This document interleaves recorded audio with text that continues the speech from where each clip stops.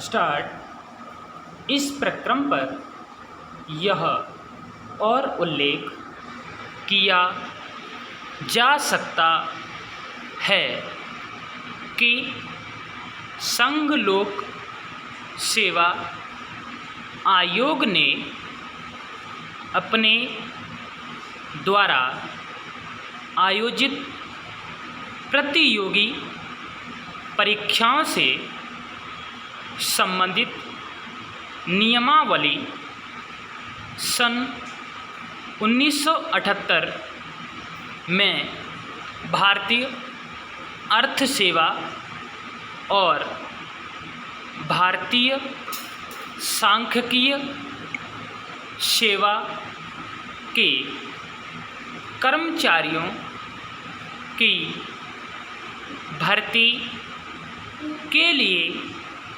बनाई थी। पूर्णविराम। इस प्रयोजन के लिए निगम 12 और 13 सुसंगत है। पूर्णविराम। संक्षेप में यह कहा जा सकता है कि निगम 12 आयोग को लिखित परीक्षा में न्यूनतम अर्हक अंक विहित करने के लिए प्राधिकृत करता है, जो अंक आयोग अपने विवेकाधिकार के अनुसार नियत कर सकता है। पूर्णविराम। यह और प्रतीत होता है कि जो उम्मीदवार न्यूनतम अर्हक अंक प्राप्त करते हैं तो वे मौखिक परीक्षा में बुलाए जाने के लिए पात्र होते हैं। पूर्णविराम।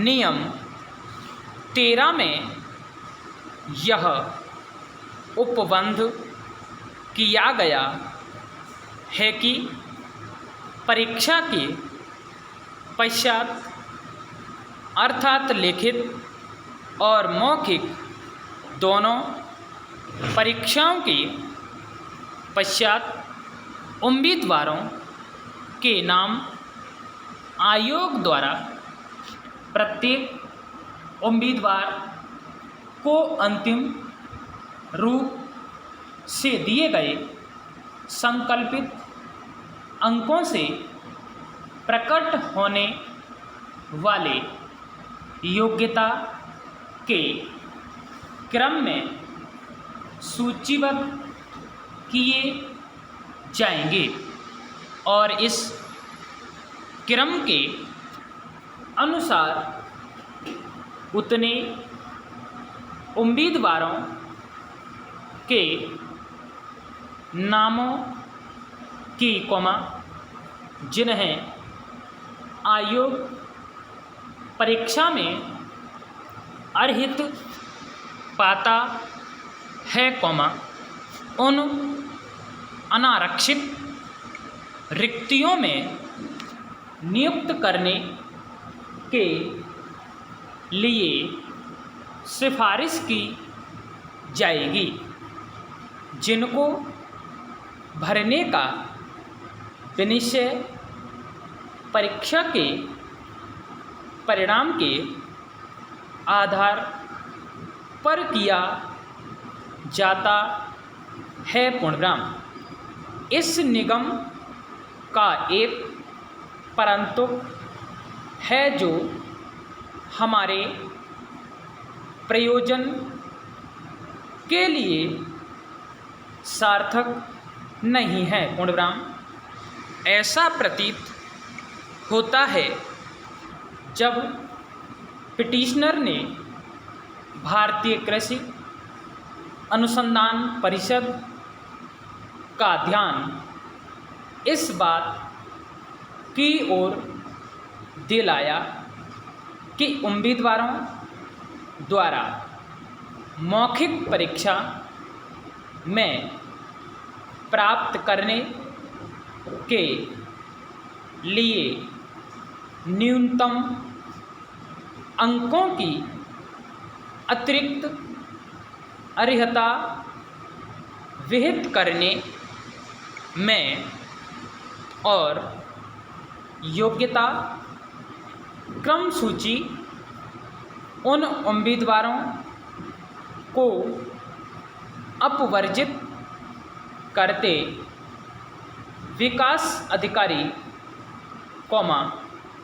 को पदच्युत करने में भारतीय जीवन बीमा निगम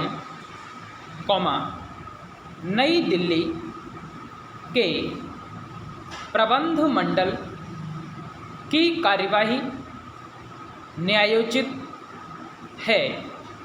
यदि नहीं तो कर्मकार कौन सा अनुतोष पाने का हकदार है? प्रश्नवाचक चिन्ह।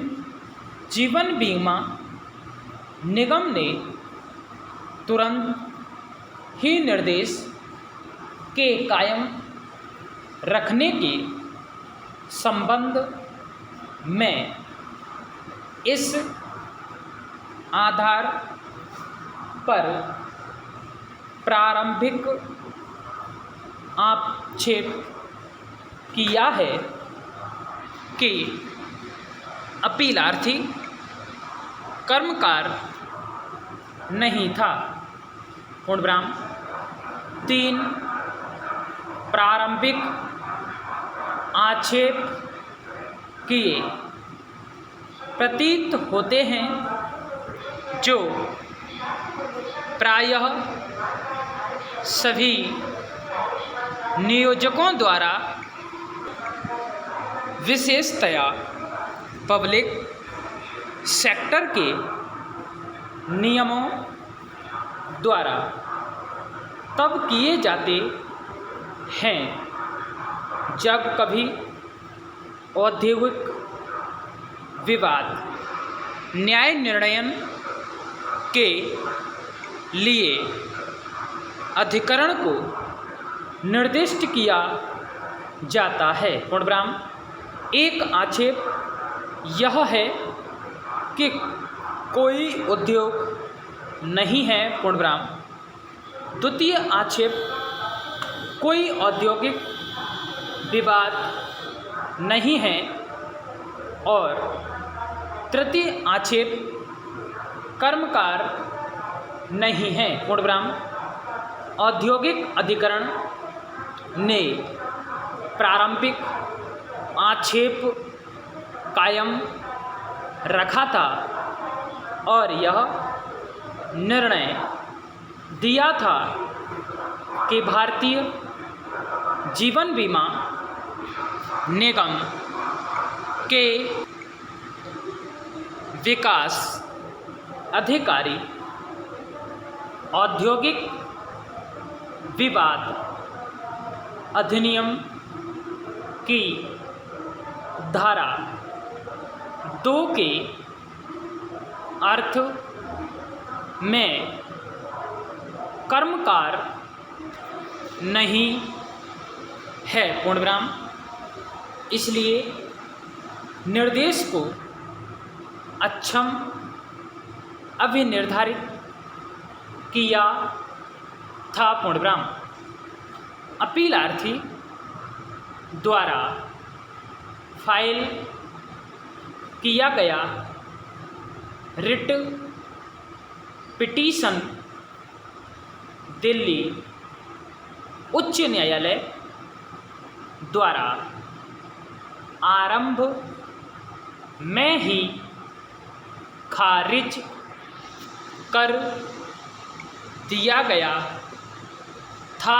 इसलिए अपीलार्थी ने संविधान के अनुच्छेद 136 के अधीन हमारे समक्ष अपील की है। पूर्णविराम। अपील मंजूर करते हुए। पूर्णविराम, स्टॉप। वीडियो अच्छी लगी हो लाइक शेयर कमेंट करें, सब्सक्राइब करें, बेल आइकन दबाएं जिससे आप तक नोटिफिकेशन पहुंचता रहे। धन्यवाद।